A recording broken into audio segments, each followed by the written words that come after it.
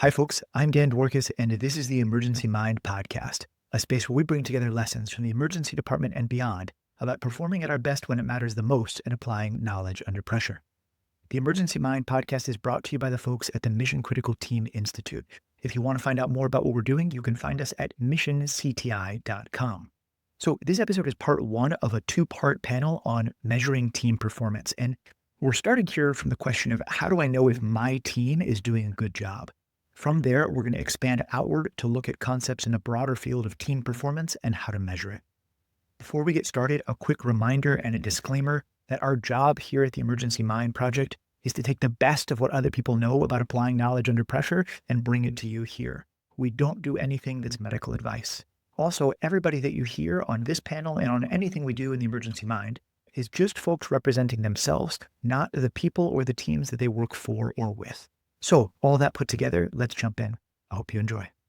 All right, welcome everybody. I am very happy to be here with you all working on this as we discover this idea together in this group. We're talking about performance and we're talking about team performance.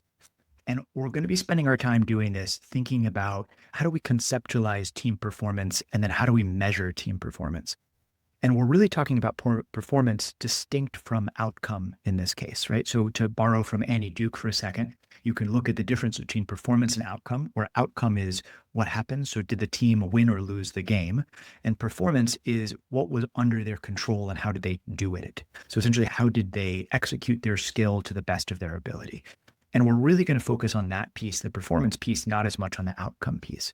We're going to talk in part about how to measure outcome and how to measure performance and how to think about performance in teams in general. And then we're going to drift into specifically how to do it for teams that move back and forth in and out of crisis.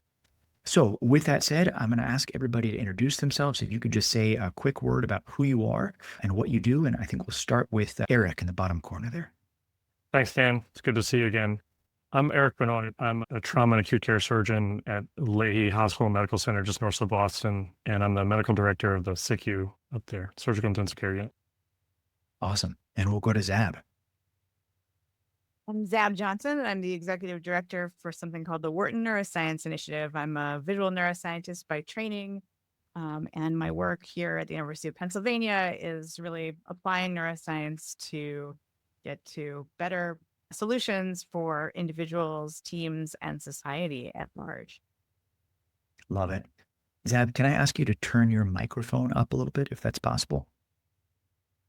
Perfect. All right, let's go to Jay. Yeah, hi. My name is Jay Balagna. I am a risk and disaster management policy researcher at the RAND Corporation, as well as a PhD candidate at the RAND School of Public Policy studying the same topics. I also keep my former life as an emergency responder going by working as a volunteer member of one of the nation's busiest search and rescue teams here in Los Angeles County. And last but not least, Shea. My name is Shea Diamond. I am a project and research coordinator at Mission Critical Team Institute. And before that, I served in the U.S. Air Force. My last job was as the chief of academics at the U.S. Air Force Weapons School. Awesome. All right. So we have a bunch of different perspectives, a bunch of different opinions, and a bunch of different teams that we work on for this. And so our mission, as it were, for this next bit is how do we think about team performance and how do we measure it? And I want to start with just a broad question. And there's not a big process to this. So if you have an idea, jump in and say it, and we'll just keep rolling from there. But our first question is, I guess from the inside view, when we think about how a team responds, how do we think teams think of their own performance? So I'll take a shot at that. I think for a lot of teams, at least teams that I work with, to your earlier point about the separation between process and outcome, I think the problem is a lot of teams look at outcome. In my side of the world, we do morbidity and mortality conferences, and all we do with those things is to discuss things that didn't go well. We don't have a success and save conference. So we focus on the outcome a lot for our teams. And I think to the detriment of learning, quite honestly, like you can learn only so much from studying how things go badly. But I think that I don't think teams focus on, at least my teams don't focus on process in the same way that we could, and which is a problem because you can't get better unless you look at like how do you actually go through the process. And then the outcome is just, there's a lot of things we can't control. Focusing on outcome ignores the role of luck. So I don't have an answer, but I think a lot of teams in my world focus on the outcome. We're going to come back to that in a second. Ayan, welcome. Do you want to give just a one-sentence overview of who you are as we jump you into this? Absolutely. My apologies. I'm a few minutes late. Ayan Sen, chair of critical care medicine at Mayo Clinic in Arizona, trained in critical care and emergency medicine. I also am the medical director for the Center for Science of Healthcare Delivery at Mayo Clinic. So great to be a part of this group. Wonderful. Always happy to have you. So Eric's talking about the concept that a lot of teams substitute a hard question, which is how do we think about performance, with a somewhat of an easier or at least more accessible question, which is how do we think about outcome and how do we measure outcome? And Eric, I'm going to ask you to keep going on that thread, because I think even if we take that as a first step, right, we look at outcome, I'm still genuinely curious, how do we think about the team's contribution to outcome? It's one thing to say this went poorly and so therefore we're going to find an issue, but how do teams think about the team aspect of arriving at an outcome? You mean in terms of how did the team perform in terms of contributing to that outcome? Yeah, even if all you think about is outcome, how do you attribute that outcome to various parts of the team interaction or the team process? So for some of the teams that I work on, it's pretty simple. Patient lived or died, right? Legs up or legs down, as they say. And so I think, and it's a really simplistic way of looking at it, but that's true. It's a simple measure, right? You look at the research studies, right? It's easier to measure mortality than it is to measure anything else, at least in the medical world. And was the team successful in, and again, if we're talking about, as we talked about down in Philadelphia, the swarm teams, code teams, trauma teams, whatever, did you get the person out the door? Did you get them to where they needed to go successfully? Did you save them? So that's an outcome that's it's intuitive and people can look at and see. Once we get into things that are more complicated, more complex, I think then all bets are off. But I think part of that goes back to what's the goal of the team, right? So one of these mission critical teams, if the goal is to treat somebody who's having a cardiac arrest, the success of the outcome is you were successfully able to treat that person, you were able to save their life. Because I think your outcome depends on what the goal of your team is. Got it. So sometimes there are process-defined outcomes where there's almost a checklist of things we can measure as we look back on it, right? Did we perform this thing in this interval? Is our door to balloon time X number of minutes? Is our whatever it is in there? And there are very hard outcomes like mortality and did the person live or die? Anyone else want to take a stab at that? How do we think that teams measure? Yeah, Zab, go for it. I think that there hasn't been a lot of work in general around this that isn't outcome based, right? So the intuition is that you know what your own level is and you compare the actions that you did with your sort of whatever you think matches that standard operating procedure for yourself, your own skills, your own knowledge. Did you execute well? And then you think about how did others around you map back into that space as well? And then thinking about how did that either facilitate or get in the way with your own performance. So that is to say that I think a lot of it has been subjective.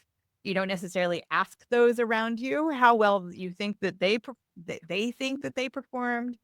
A lot of it is this sort of ego-based, like how did I perform and how did those around me impact my activity and how did that then collectively move the dial on whatever we thought we were trying to get accomplished. So I think a lot of it has been stuck in that. And so the easy way to map that is into an outcome-based metric, because it's really hard actually to come up with like all the complications of how does that map onto your own skills, your own confidence in your own abilities, and then the impact of others, which is, I think, super complicated, right? So I think we're in the very beginnings of being able to do other kinds of approaches, which I'd love to get into later.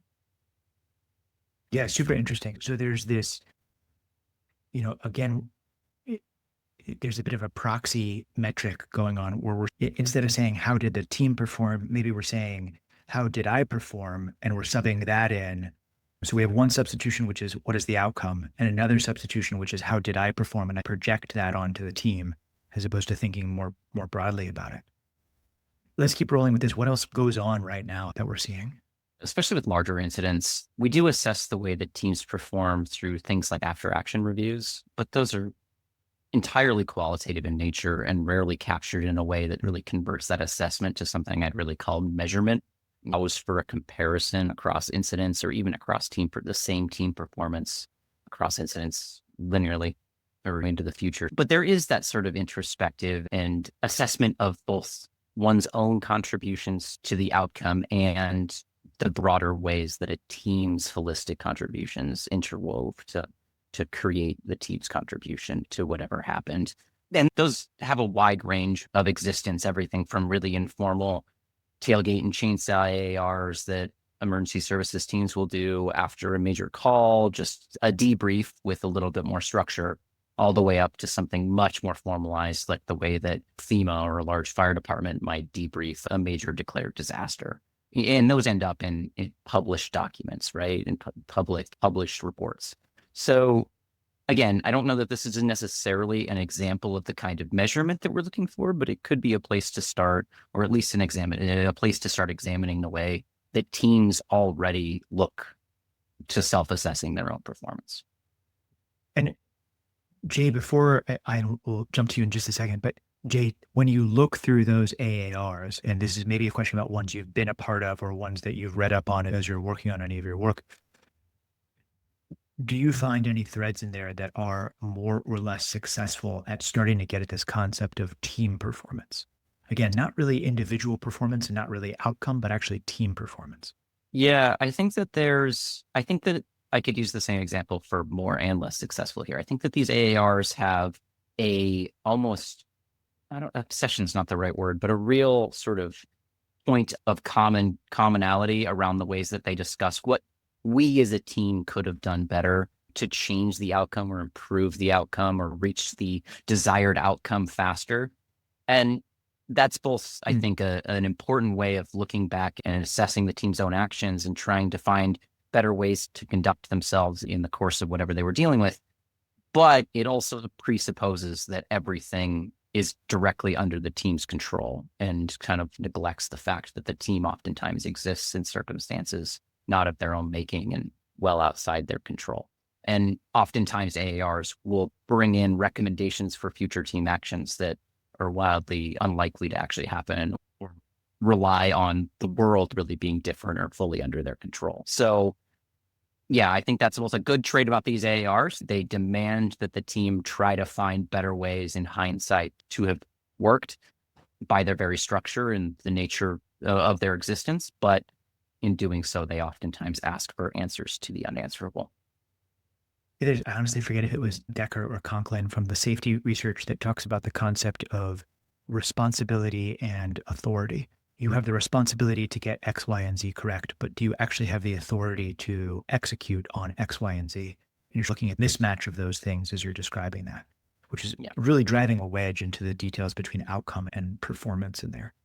Ayan, go for it. Yeah, no, thanks. Very intriguing conversation. And just back to my area of work, which is on cardiac arrest teams and performance resuscitation.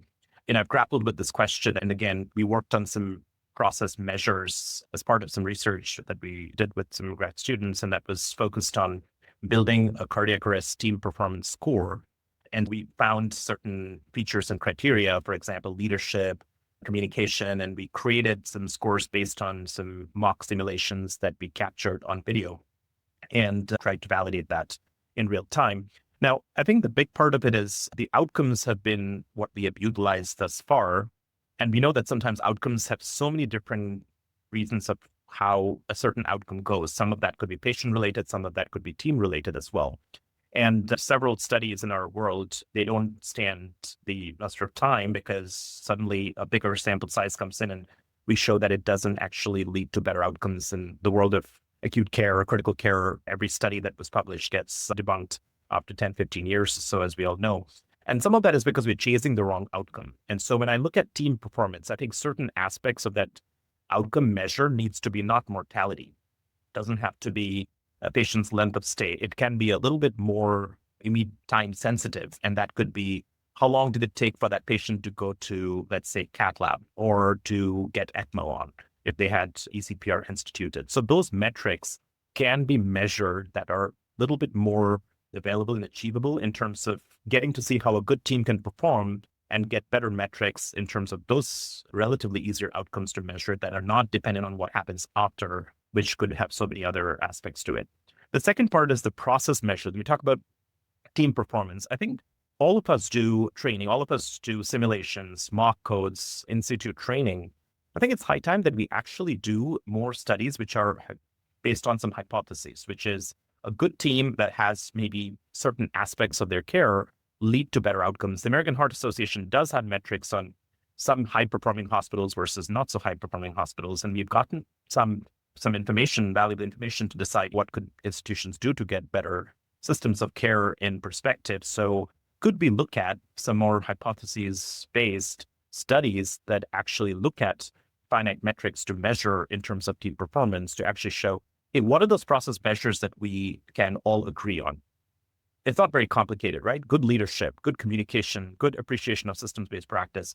Those are all the key big headings, and we can dive down into subheadings that can be assessed to see how the team actually were able to incorporate that in their code response.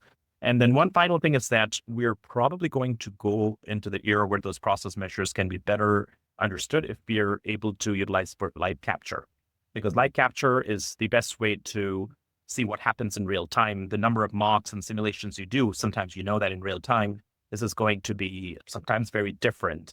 And again, there are lots of issues around HIPAA, et cetera, but many trauma centers have done that in trauma resuscitations. I actually started my career in Baltimore in shock trauma, where we were able to capture live resuscitations in the trauma resuscitation unit there. So no reason why pretty much all institutions can focus on building systems in place that can capture some of these live videos, obviously quality protected, et cetera, to be able to then look back and say, hey, what are the opportunities that we have from a process standpoint, and focus on metrics that are smart, easy to achieve, and can actually help us with understanding something more about team dynamics and team structures that could improve the process of care. Great. So, man, there's a lot to unpack in that. So I think we're looking at what are the core themes that we think make high-performing teams, and then cross-referencing that in some sense with what are we able to measure, either from live capture and, I don't know, Zab, we could talk about some of the AI analytics piece on top of this, but also just what is reachable even from small scale things like time to XYZ, right? And trying to create a couple of smaller processes that can help us measure and try to answer, is this team in particular, as we watch them do a thing, high performing or not? Right. And so as we think broadly about this, thinking about performance and outcome, it's really, what are we measuring the team against? So sometimes that's an easy thing, live or die, a very monolithic creation. And Ayan, as you're describing, there's actually like a bunch of stuff underneath that we could be measuring a team against if we think this is the set of vectors of things that really makes a high performing team. So let me push on that for a second then and ask the group, how can we define team performance? What actually makes a high performing team? Like if you had to draw one from scratch, or if you had to fill in one of those vectors that Ayan's talking about these are the criteria that make a high performing team, like what do we look for in that? What should we be measuring against? For my experience and my perspective, it's not something that's easy to measure. So it's like the first thing that came to mind was effective communication. Effective communication is always present in a high performing team, but effective itself draws a question. Like, what do you mean by effective? And I think that's part of the problem, is some of the things that Ayan mentioned, like good leadership, good communication, like even that can be somewhat subjective. So it's not to bring up another question, but I think that some of the things that come to mind immediately are those things that are hard to measure. Sure. Absolutely. Right. Do you think, so when we think about, just let's poke at effective communication again for a second, because I think everybody nodded at that. I think that's a very core concept. Like we agree, for teams to be effective, for teams to be high performing, the communication between members within a team, and then separately the communication of that block with other blocks around them, has to be effective, has to be efficient, has to communicate the right things and not the wrong things, and has to do it relatively cheaply. We can put some edges around that. How do we define that? And I think I give one example, right? Which is you can watch videos and have experts be like, that's a good one, that's a bad one, and then try to decouple it from there. it's at least moving somewhat in the right direction, and see if you can surface themes from it. But Shea, what else have you seen from that as you try to define what that effective communication looks like? I think there's a little bit of an element of environment too. So when you're in an opportunity to live capture where humans are talking to other humans in the same room, and you can say that's a good piece of information or that's a good way to describe that, that's one way to do it. And then in an environment where, like what I was working on in tactical teams for the Air Force, like there was a flow of information that was digital. So it was a piece of information that was gathered, analyzed, turned into intelligence, communicated to command and control that had to be then voiced over a radio. So there's multiple checkpoints where you're seeing how fast information is flowing. And so that's like another element is in my environment, the time mattered the most and how quickly did we get this to the person that needed it. But in another environment, it might be more how clear was what I said. Clarity might be the specific priority. I think a place to start looking for ways to measure this kind of thing can be you could look to the high reliability organization literature as guidance of where to start measuring and what to start measuring specifically. There's a few decades now of really solid literature around what makes a high reliability organization. And it's still shaky, but there's some good literature starting to build on how do you actually convert those, the 5 pillar traits of a high reliability organization into measurable things and actually go about measuring them. I'm a qualitative researcher by training, so I like the qualitative data and think it can be robust, but I do think that a lot of that still relies predominantly on qualitative measures a bit too much and needs to start getting a little bit more quantitative to be able to start drawing out big picture answers and cross-team comparisons. But I think that some of this work has already begun in places like the HRO literature that, while not immediately and directly and always perfectly applicable to the kinds of teams we're talking about, and fully recognizing the way HRO has become a little bit of a buzzword thing by entities like major hospital leadership and stuff like that, I still think it's a valuable place to look. Awesome. Jay, just from my perspective as a military background, what does high liability organization mean? High reliability organization and HRO. Yeah.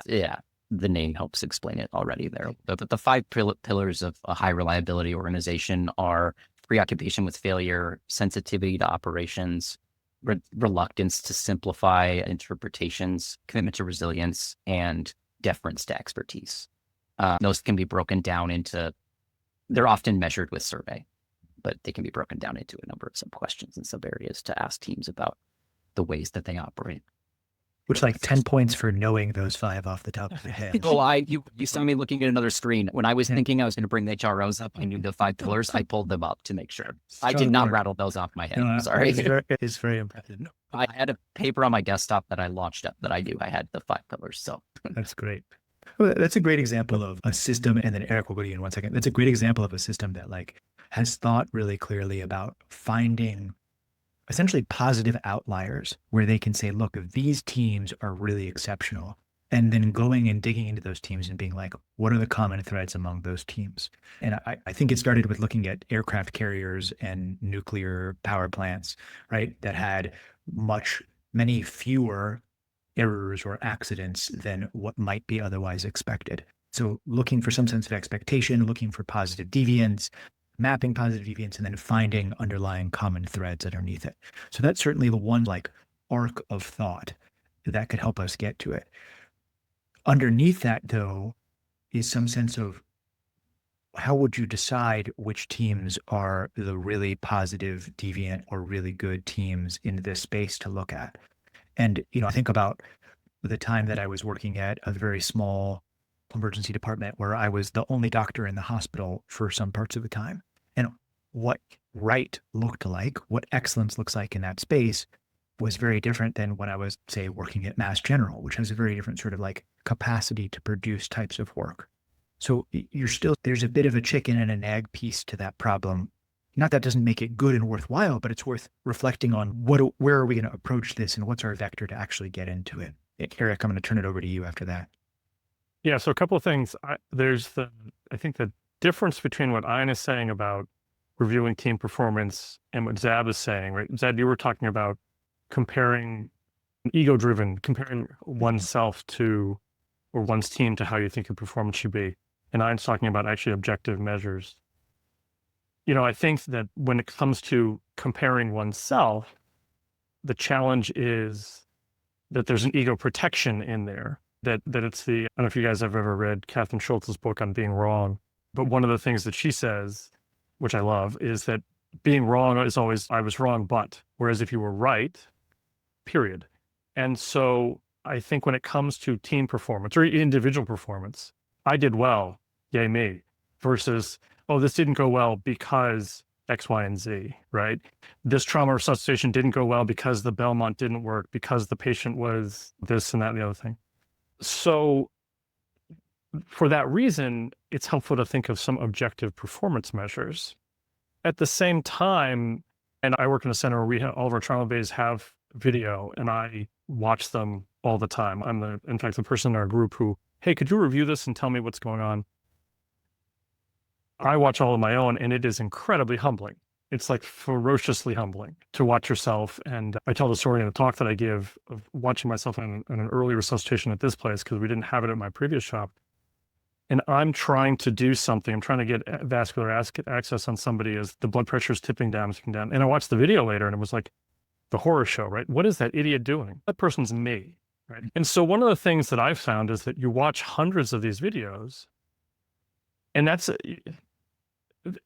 I've become less enamored of objective measures as opposed to what's the narrative and almost what's the gestalt, right? Like you watch a bunch of these and you have this feel of, I see the flow, or I see some of these repeated things. And I don't know how we do that for other teams, because as Shea says, what is effective communication? I know it when I see it, but it's really hard to then say, okay, this is effective or that's not effective. And it's also very context dependent.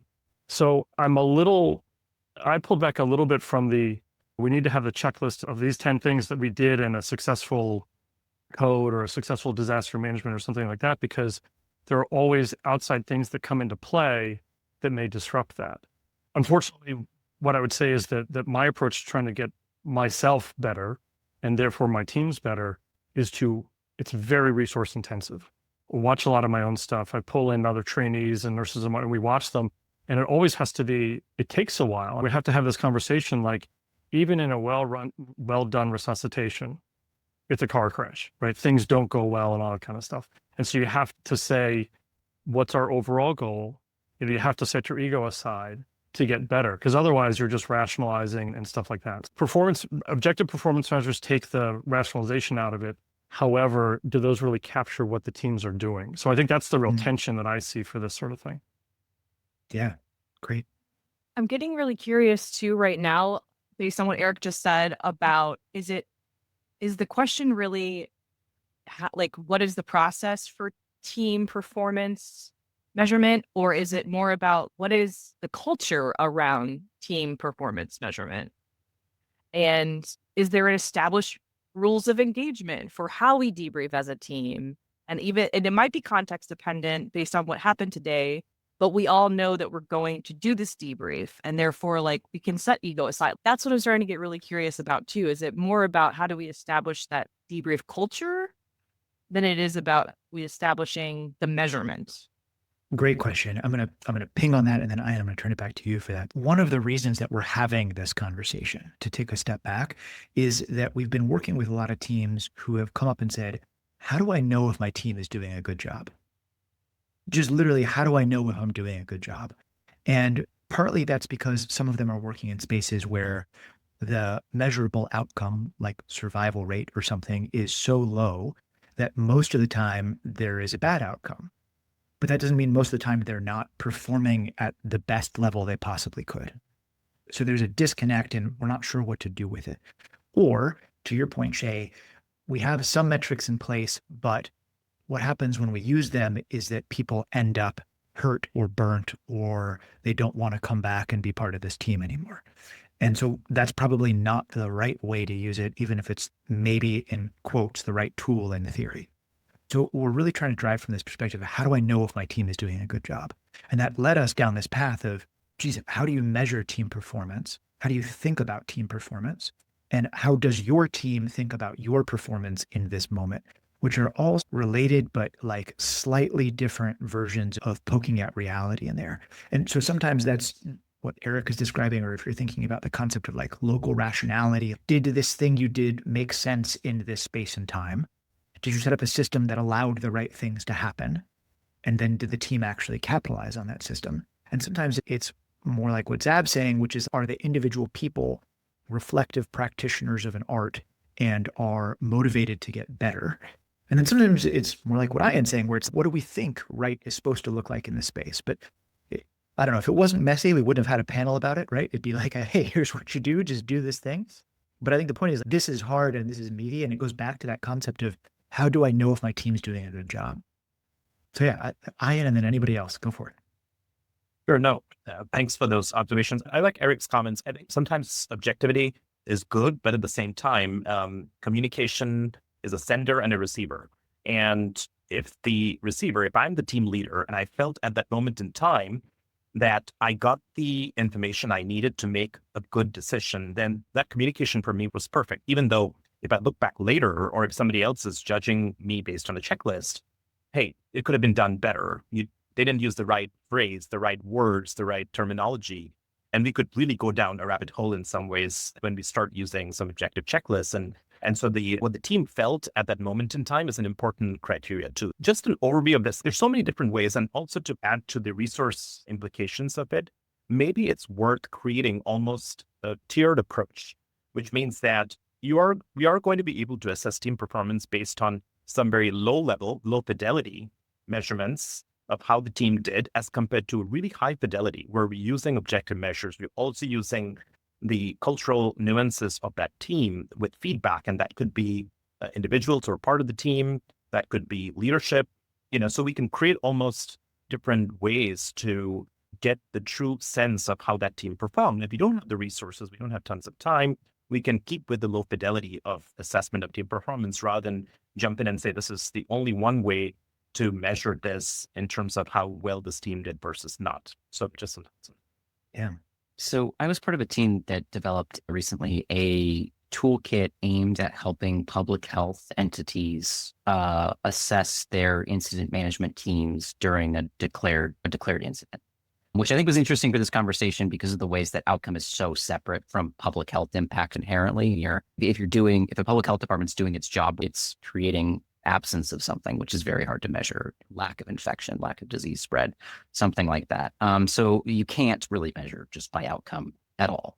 And we broke our measurement strategy in this toolkit down in a number of ways. One of them looking at what I think you're calling these low fidelity measures, these sort of survey based. Okay, we're talking about communication. How well do you as incident management team level person number 5 think that the incident manager's communication flowed to you? Did you feel well informed and well equipped to do the things that were asked of you at various moments?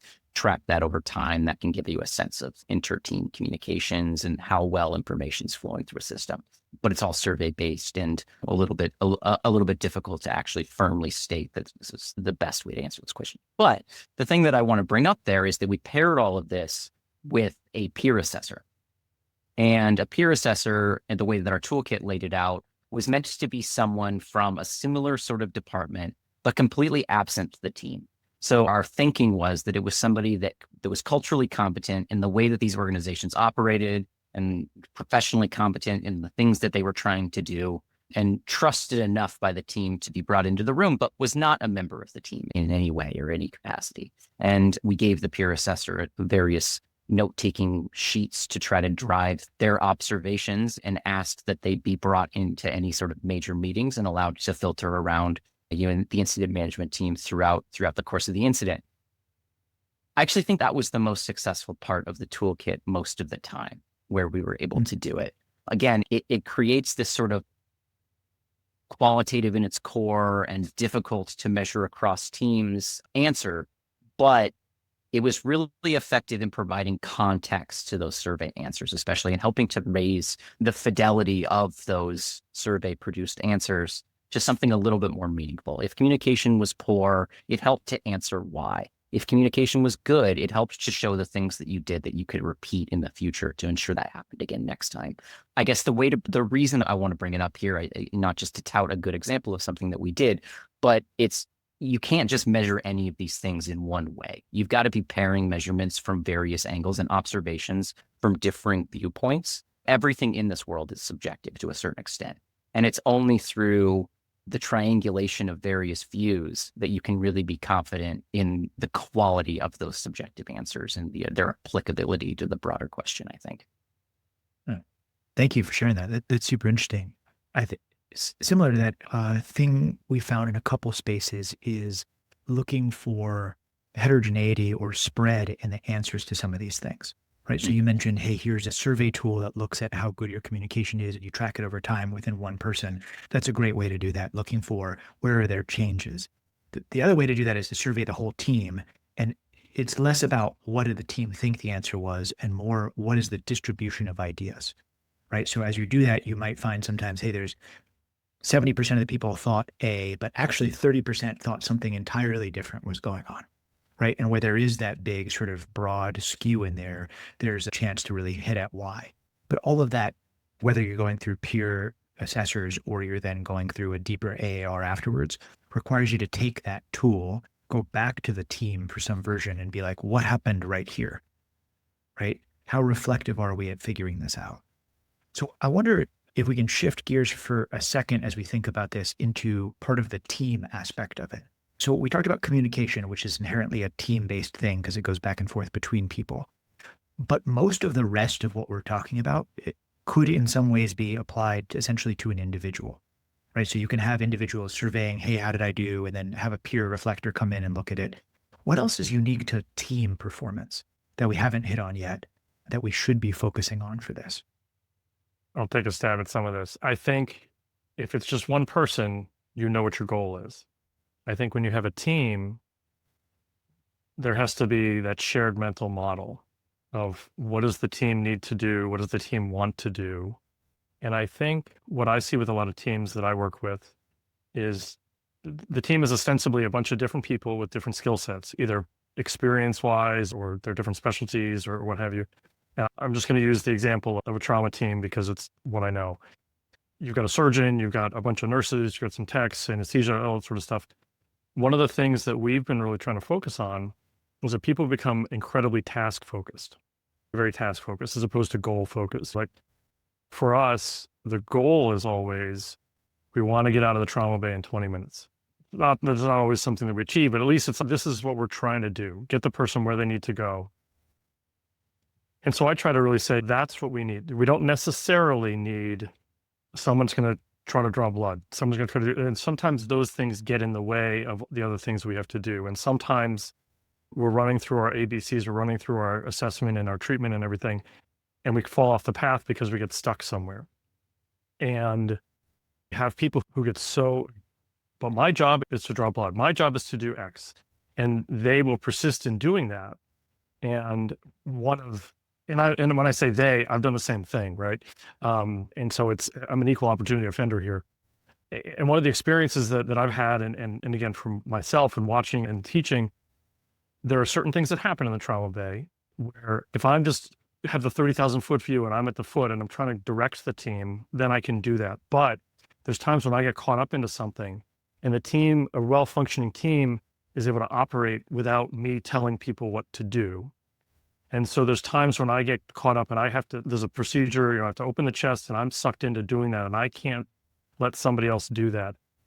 What I have learned is to deputize somebody else, the emergency physician or the chief resident, to stand at the foot of the bed and try to coordinate everything. Because now I'm task focused and there's no way that I can do everything else.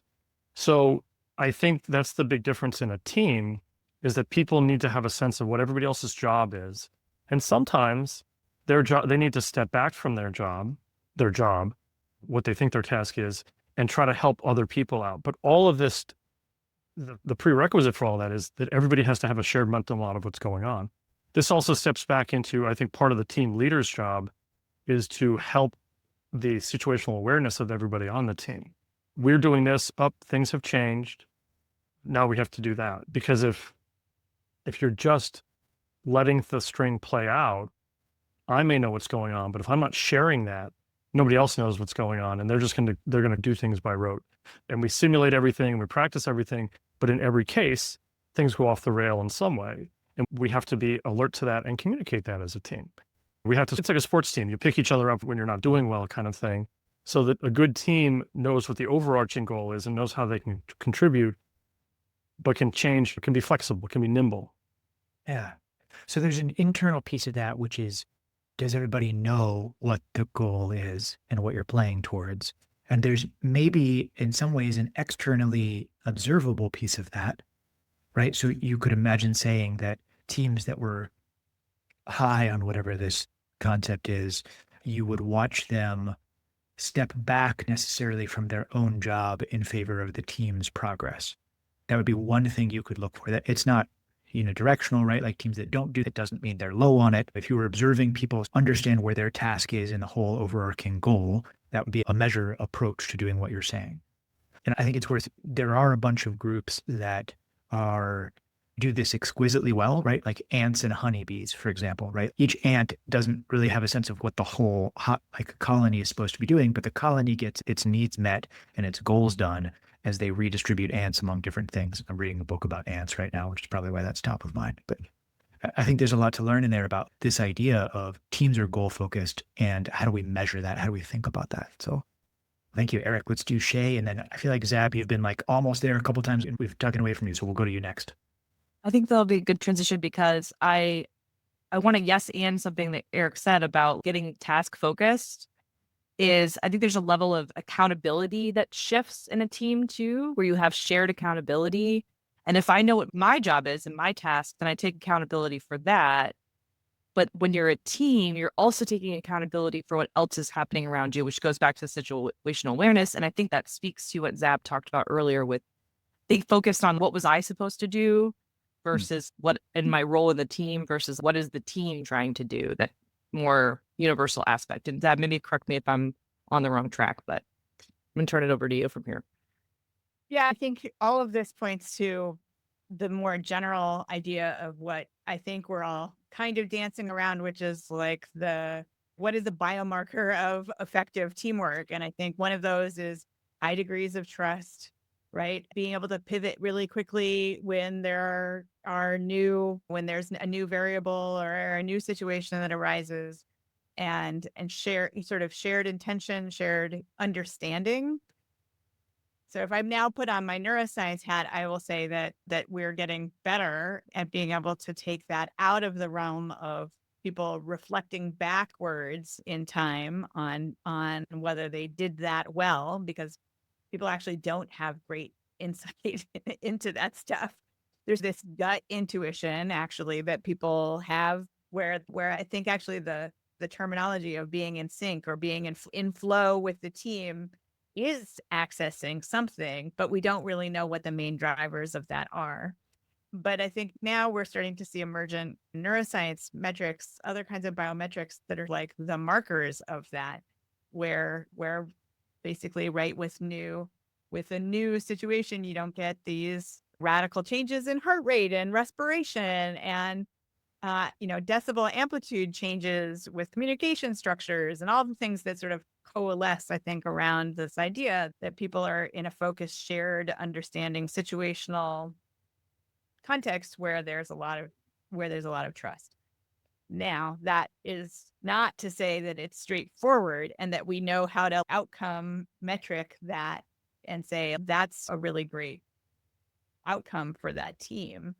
But it might be part of the process by which teams can respond in a more adaptive, agile fashion, which might get rid of the idea of in these sort of very peak performance situations, it being completely around some external metric of effectiveness or outcome.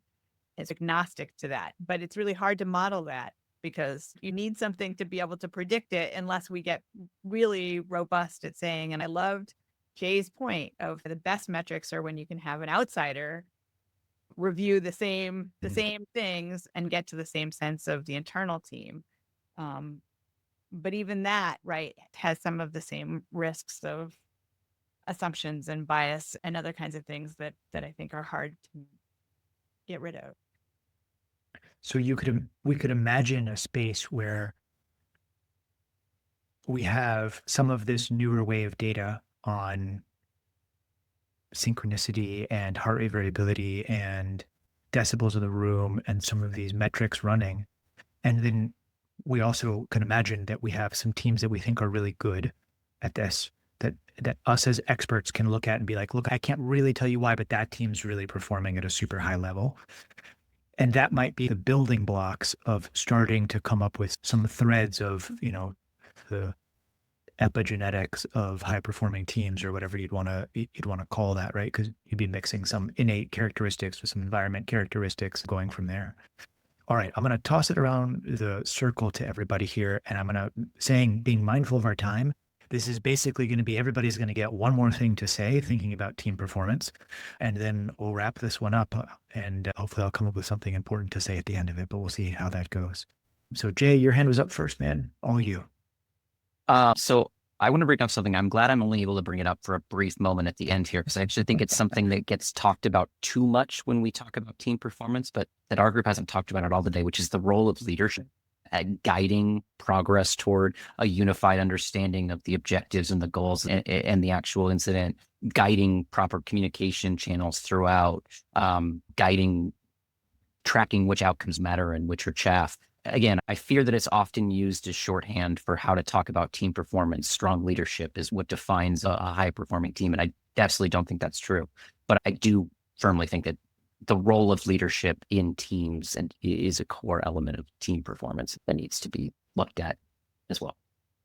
Yeah, I don't know how we would end any version of thinking about team performance without at least touching on the leadership aspects of it. So thank you for wrapping that into it. Ayan. What I'll say is, I think we need something called sentiment analysis. This is an AI-based tool which has been tried out. In fact, we tried it for patient experience in the hospital, because we pay a lot of attention to what do patients feel about their experience. There's so many scorecards out there. Many of you are very familiar with it. But can we utilize some of these metrics based on whether we are doing video live capture or whether we are taking feedback to actually create AI models to be able to say what does a good team performance look like, almost using what Zab mentioned, the biomarker of team performance, because I think we can easily train those models to be able to do a better job than what we would normally do as individuals or even as a team. Awesome. We've kicked around the idea previously about doing some, AI-based analytics writing on top of some of the video of team performance, especially when doing that in conjunction in a cyborg-ish model with humans in the loop as well, thinking about it. But I think there's definitely some really interesting possibility for that. All right, Shea, Zab, and Eric, who wants to take a stab? I'm just going to talk about how I just have more questions now that we've had this conversation. Totally. And that I appreciate that in trying to find an answer, we can be open to more questions. Love it. Thank you, Shea. We'll do Eric and then Zab. All right. I think to what you said earlier, Dan, this is messy, right? We start pulling threads and yeah, we're going to generate more questions, but messy is fun. This is much more interesting this way. In terms of teams and, Jay bringing up the idea of leadership, I think it always gets mentioned, but what does good leadership mean? And then maybe this is because I'm reading Janice's book on groupthink. I think a good team, though, from a leadership perspective, allows a little bit of what I like to call like creative friction, right? Like it can't be so top down, because I think in the teams that we're talking about, they're high consequence, high pressure, short time, whatever. There's a lot coming at you. We don't have, and Dan and I talked about this previously, we don't have infinite time to get infinite data to make a perfect decision. So the teams I think that we're all talking about are ones where it's incomplete and everything like that. Therefore, you need to rely on your team members to see things that if one is the leader, that the leader doesn't see. And that requires then the team has to be, and this is, I think, set by the leader to a degree, but the team needs to be comfortable enough with each other to be able to raise their hand and say, no, this is wrong, or no, look this way and look that way. And I'll say the teams that I've worked on where, like, I know the team is sort of gelling is when somebody says, no, I think you're wrong. And from a leadership standpoint, what I have taken to doing is saying, what did I miss?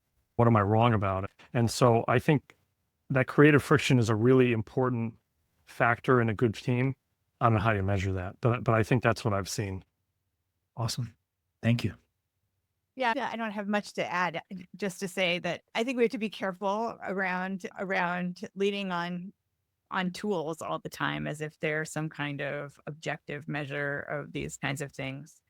But I'm optimistic about having, a lot more sources of information in which to pattern seek. And I think a lot of what people are pointing out is this sort of elusive concept of psychological safety. I mean, that is what groups that, that are able to take risks with one another say. And in all like the other most successful assessments of team outcomes, that is the strongest predictor of whether people, and I think then we could get to a situation where we can build that. Like, how do we build that, especially on swarm teams where people don't know each other?